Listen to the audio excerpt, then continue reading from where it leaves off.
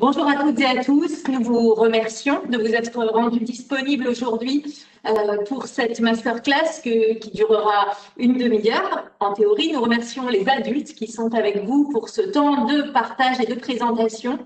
Je suis Christine Darnaud, je suis inspectrice et directrice de cabinet adjointe de Monsieur le Recteur et je suis accompagnée cet après-midi.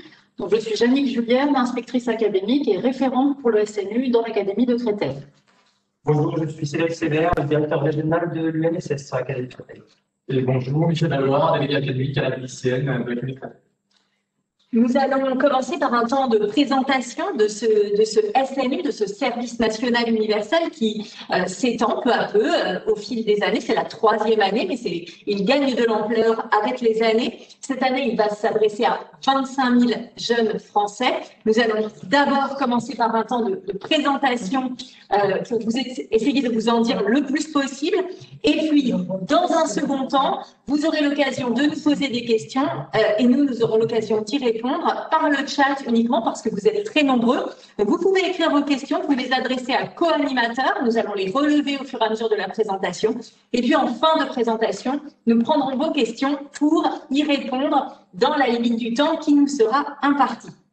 Voilà. Alors, cette présentation, elle a pour but de vous présenter les grands principes de ce SNU, de ce service national universel, ce pourquoi il a été créé, de vous dire ensuite comment ce SNU s'organise avec ces 3 étapes successives que vous allez découvrir, et puis peut-être, et c'est le plus important, ce que peut vous apporter cette participation au service national universel. Alors, avant toute autre chose, nous vous proposons en guide d'introduction, pour vous plonger dans l'ambiance de ce que peut être ce SNU, une courte capsule vidéo de l'expérience SNU.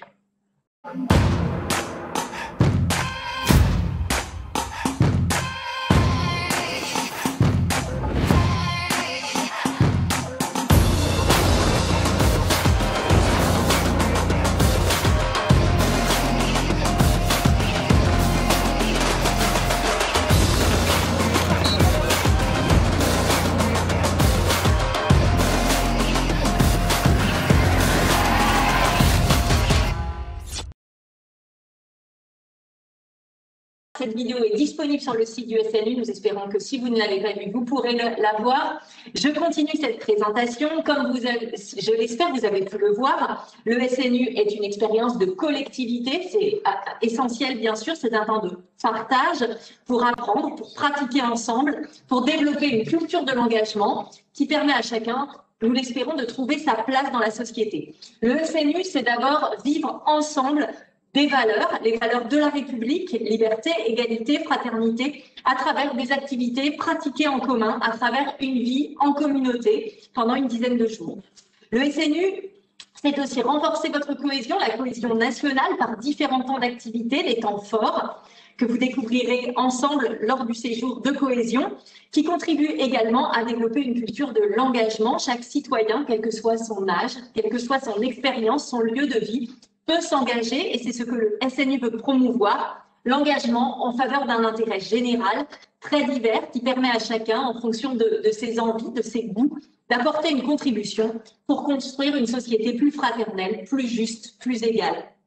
Enfin, le SNU, c'est aussi l'opportunité d'accompagner l'insertion sociale et professionnelle pour permettre à tous ceux d'entre vous qui ont besoin d'un accompagnement, mais aussi vous permettre de découvrir des domaines d'activité, des parcours professionnels, de vous aider à réfléchir à votre propre parcours d'avenir.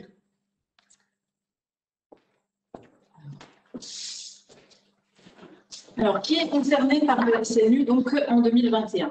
Le SNU s'adresse à 25 000 jeunes en 2021 qui seront accueillis en stage de cohésion gratuitement. Ça, c'est important de le préciser. Tous les frais sont pris en charge, les frais de transport, d'hébergement, la restauration, l'équipement. Tous ces frais sont pris en charge lors du stage de cohésion.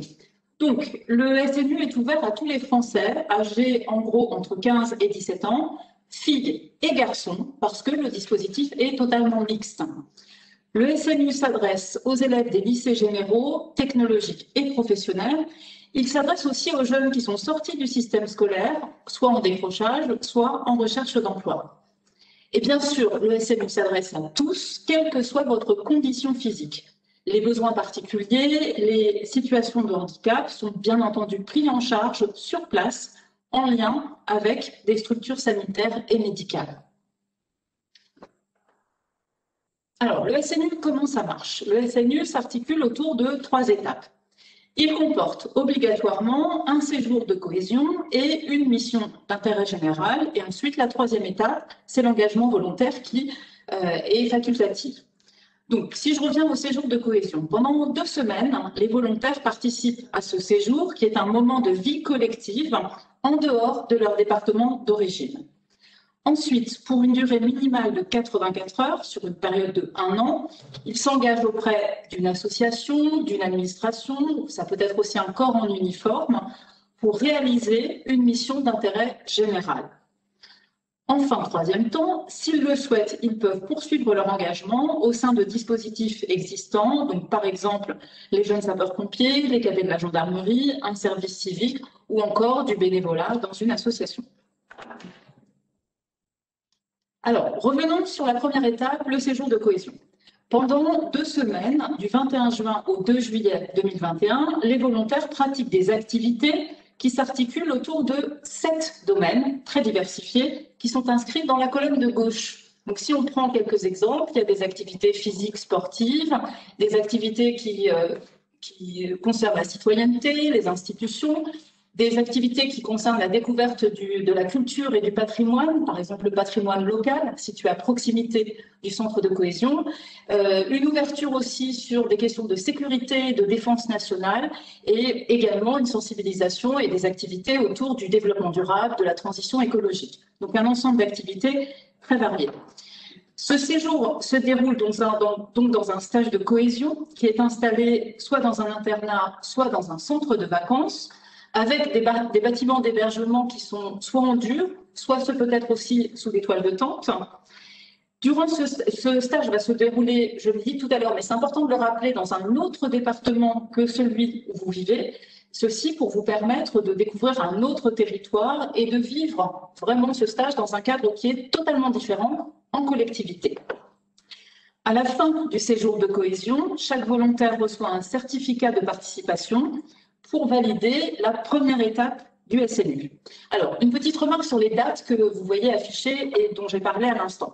Ces dates, du 21 juin au 2 juillet, date du stage de cohésion, elles sont fixes, elles sont déterminées. Mais si vous aviez une contrainte forte, liée par exemple à un examen médical ou à un examen scolaire, une compétition ou toute autre contrainte forte, n'hésitez pas à prendre contact avec le référent départemental ou à passer par le référent au sein de votre établissement pour essayer de chercher un aménagement et pouvoir faire ce stage de cohésion. Alors, l'organisation des centres, comment ces centres de cohésion sont-ils organisés et aménagés? Chaque centre peut accueillir environ 200 jeunes, filles et garçons. Tous les centres sont mixtes.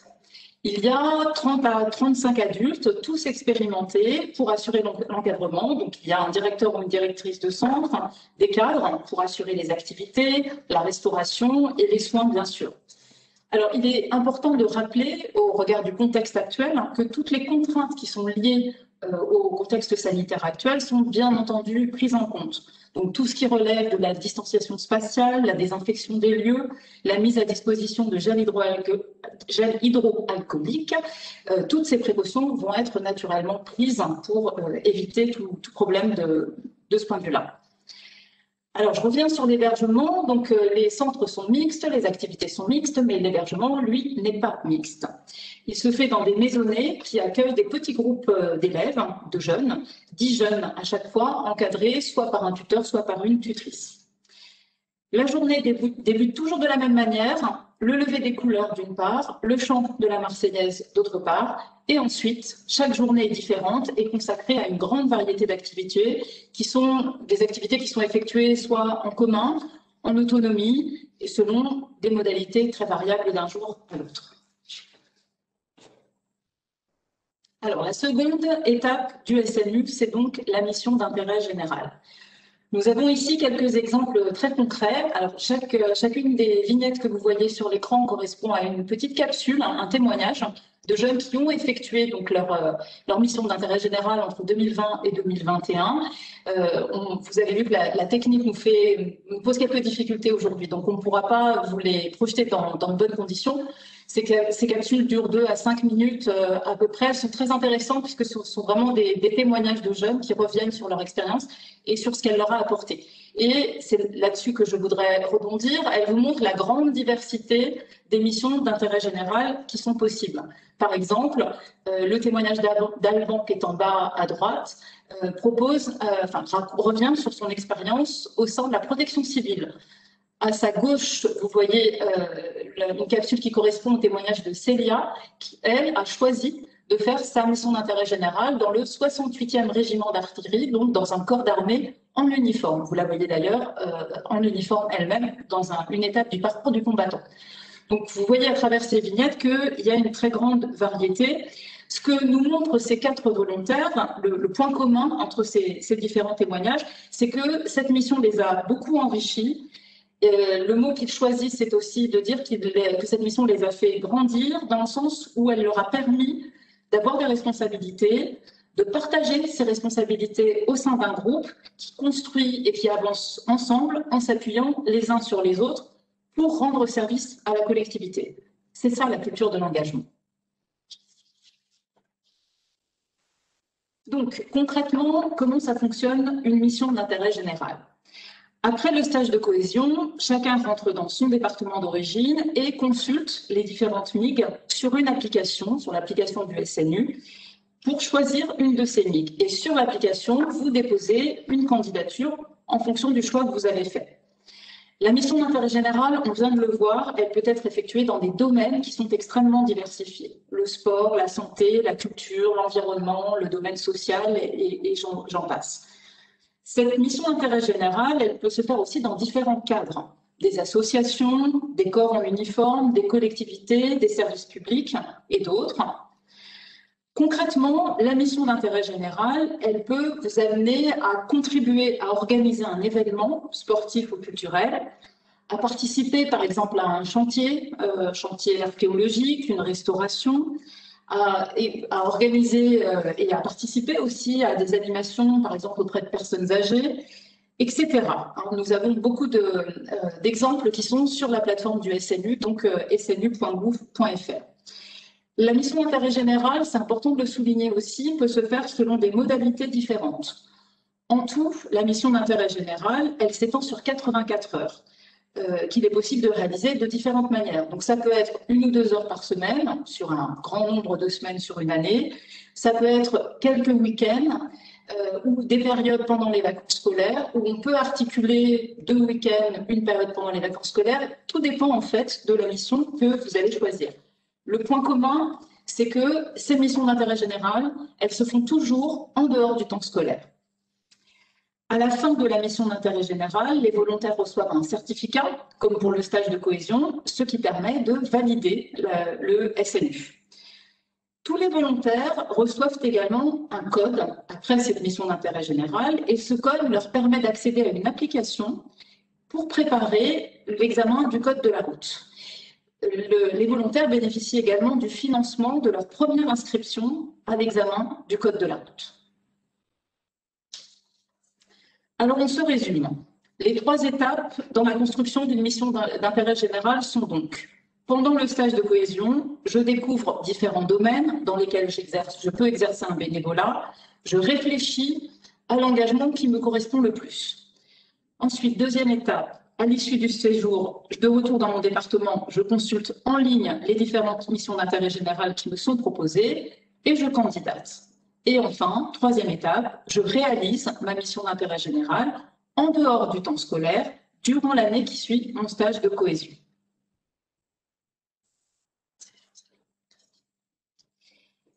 La troisième étape du SNU n'est pas obligatoire, mais c'est une suite logique.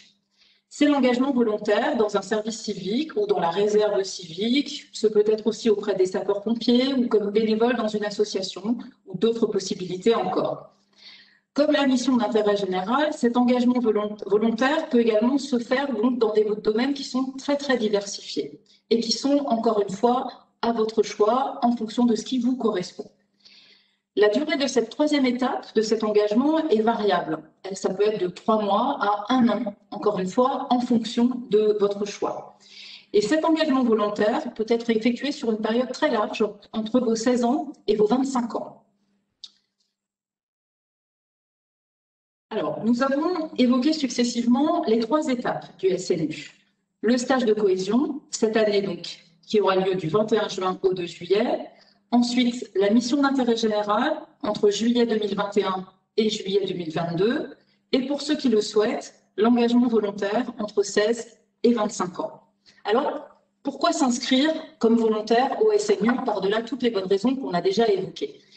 D'abord, le SNU permet de découvrir la culture de l'engagement qui permet à chacun de trouver sa place dans la société, de se sentir utile et solidaire et de contribuer à bâtir une société plus fraternelle et plus juste.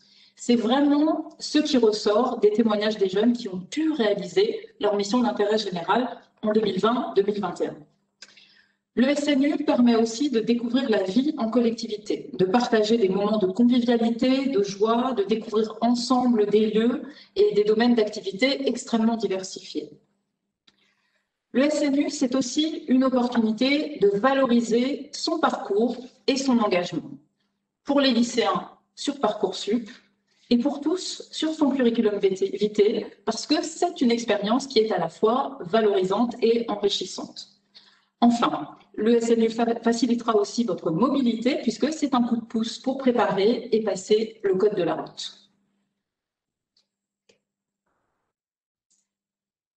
Alors, comme le SNU est avant tout une expérience à vivre, nous vous invitons à vous inscrire dès à présent sur la plateforme dédiée, dont vous voyez l'adresse sur l'écran, snu.gouv.fr, avant le 20 avril, et donc le plus tôt sera le mieux. Le 20 avril, c'est quand même très proche. Nous vous invitons aussi à partager ces informations avec vos camarades. Nous enverrons cette présentation dans tous les lycées de l'Académie. Nous la mettrons en ligne aussi pour que tous les lycéens de l'Académie puissent donc partager ces informations. Vous pourrez aussi retrouver l'ensemble des clips. Alors, le premier qui a été diffusé, mais pas forcément bien reçu par tout le monde, vous le retrouverez sur la plateforme, ainsi que les autres que j'ai évoqués sur les retours d'expérience. Et nous espérons vous retrouver le 21 juin prochain dans le centre de cohésion qui vous correspondra. Est-ce qu'il y a quelques questions qui ont été adressées? Alors oui, alors tout d'abord, je voudrais juste vous préciser que j'ai mis dans le chat le lien de la première vidéo, ainsi que les 4 différents liens des témoignages. Donc, vous pouvez y aller directement en cliquant sur les liens. Alors, on a eu effectivement quelques questions que je vais vous poser directement. Alors, on me demandait où il fallait s'inscrire, ça s'affiche devant vous. J'avais la question, les élèves d'un même lycée seront-ils réunis dans le même centre? Alors, pas forcément, parce que c'est la plateforme nationale qui va ensuite affecter les différents élèves. Alors, pour l'instant, on ne sait pas très bien comment ça va se passer, mais a priori, l'affectation se fait pas par groupe. Donc, voilà, je ne peux pas vous en dire plus pour l'instant, tout n'est pas encore déterminé pour ce qui est de l'affectation. Alors, une autre question concernant un élève qui serait scolarisé dans un autre département que celui de son domicile, peut-il faire la demande dans son département ou dans celui de son lycée? L'inscription, ça c'est important de le rappeler, l'inscription elle est individuelle, elle se fait sur la plateforme en fait, en vous connectant sur la plateforme snu.gouv.fr. Vous avez la possibilité de vous inscrire directement et c'est comme ça qu'il faut le faire, pas par votre établissement. Donc ça va se faire a priori plutôt en fonction de votre adresse de domicile. D'accord. Une autre aussi, concernant les missions d'intérêt général, est-ce que ça peut être dans des juridictions, cours d'appel, tribunaux Alors, les missions d'intérêt général, elles sont mises en ligne sur l'application. Donc, il faut aller sur l'application pour voir qu'est-ce qui est mis en ligne, en fait. Autant pour la dernière étape sur l'engagement volontaire, vous avez vraiment la possibilité d'aller chercher un engagement qui vous corresponde. Autant les missions d'intérêt général, elles dépendent vraiment de l'offre qui est mise en ligne, mais qui est extrêmement diversifiée, qui concerne énormément de domaines différents. Alors, j'ai une question également pour quelqu'un qui regarde qu'on ne peut pas s'inscrire si on est majeur. Il y a un temps pour tout. ce qui explique cette petite contrainte. Voilà. Après, je vais une deuxième partie de réponse quand même. La contrainte, elle est liée aux temporalités. Quand j'ai rappelé le calendrier, vous avez le stage de cohésion qui est à date fixe, qui doit s'articuler dans l'année qui suit avec une mission d'intérêt général et qui ensuite peut déboucher sur un engagement volontaire. Ces trois temporalités, il faut qu'elles puissent s'articuler avec le temps scolaire. Voilà, pour différentes raisons. Donc, c'est ce qui explique que aujourd'hui, on ne peut pas proposer le SNU aux élèves de première et terminale qui ont, je le rappelle, pendant le stage de cohésion, des épreuves de baccalauréat. Donc ça, c'est la première partie de ma réponse. La deuxième partie de ma réponse, c'est que l'engagement volontaire se fait dans la réserve civique, dans tout un tas de dispositifs qui proposent du bénévolat. Et ça, rien ne vous empêche de le faire. Hein. Vous n'êtes pas obligé de le faire dans le cadre du SNU, vous pouvez le faire dans le cadre d'un volontariat, d'un engagement, sans passer par le SNU. Et c'est aussi très valorisé sur le curriculum vitae, donc il ne faut pas s'en priver. On me demande si on peut encadrer les élèves lors de l'inscription. Vous disiez que c'était individuel, mais est-ce que peut-être qu'il peut organiser ça dans l'établissement? C'est une question de professeur? Oui, j'imagine. Oui. Donc oui, bien sûr, et c'est même nécessaire d'accompagner les élèves. Dans chaque établissement, dans chaque lycée, il y a un référent SNU. Ça peut être aussi des professeurs, c'est très bien aussi. Par exemple, dans le programme d'éducation morale et civique, pour les professeurs qui ont cet enseignement en charge, la défense, l'engagement, le SNU sont inscrits dans ce programme. On peut tout à fait, dans le cadre de ce programme, accompagner les élèves, aller avec eux donc sur la plateforme et puis réexpliquer, utiliser tous les outils de communication qu'on va mettre en ligne et qu'on va envoyer pour parler du SNU et montrer l'intérêt, les intérêts du SNU. Voilà. En cours aussi, est-ce qu'il faut avoir réalisé sa journée d'appel? Pour faire le SNU? Oui. Non, la journée d'appel reste une obligation dans le cadre du parcours citoyen, mais ce n'est pas obligatoire pour avoir, d'ailleurs la plupart des élèves de seconde ne l'auront pas fait au moment de s'inscrire au SNU. C'est déconnecté. J'ai quelqu'un qui demande la confirmation sur le permis est gratuit. Ça, le SNU, Alors non, c'est pas le permis, c'est le code. Je reviens là-dessus, ça c'est très important, mais c'est une belle opportunité de passer de rentrer dans cette démarche. En tout cas, ce qui est gratuit, ce qui est pris en charge, c'est l'accès à la plateforme qui vous permet de préparer le code. Donc ça, c'est gratuit. Et ensuite, on finance par un système de jetons, on verra après comment ça va se concrétiser, on finance votre première inscription pour le passage du code. Voilà. Juste la première, mais pas le permis. Et une autre question aussi du côté des établissements, est-ce qu'il y aura un retour des inscriptions des élèves? Est-ce que les établissements sont au courant? Alors, pour l'instant, je n'ai pas de réponse claire à apporter sur ce point-là, mais on travaille avec les établissements, donc on reviendra vers les établissements pour préciser ce point-là et faire en sorte qu'effectivement, il y a un retour possible. Voilà. Au niveau, alors, le stage de cohésion, empiétera-t-il sur les cours et les examens? Alors, ça a été dit. La raison pour laquelle c'est en seconde, c'est pour ne pas que ça empiète, en fait. Et donc, du coup, pour les élèves de première qui seraient intéressés… Alors, les élèves de première ne sont pas concernés.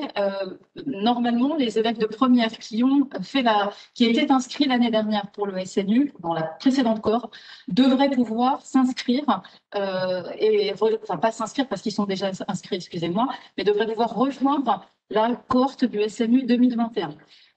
Il faut juste qu'on voit un petit peu comment on va articuler ça avec les examens du baccalauréat. Je pense aux oraux de français qui se passeront la première semaine. Mais voilà, a priori, on travaille sur une adaptation possible pour leur permettre de rejoindre le stage de cohésion qu'ils n'ont pas pu faire l'an dernier du fait des conditions sanitaires. Donc oui, ça devrait être possible. D'accord.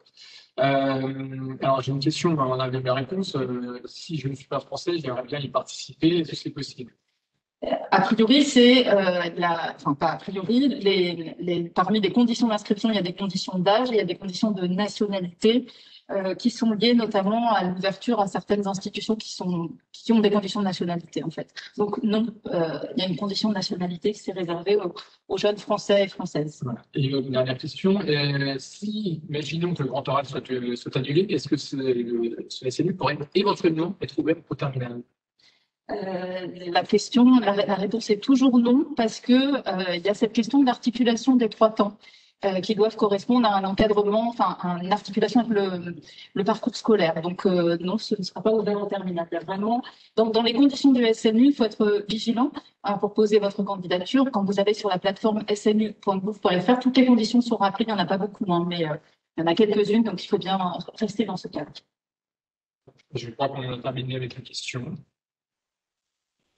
Oui, non, moi, juste, ma présence, c'est aussi pour encourager tous les élèves qui ont une expérience associative, déjà un engagement qui a été révélé dans votre sphère privée ou donc à l'UNSS à travers vos expériences de jeunes officiels, parce que vous êtes nombreux à avoir eu un parcours à l'UNSS lors de vos années collège.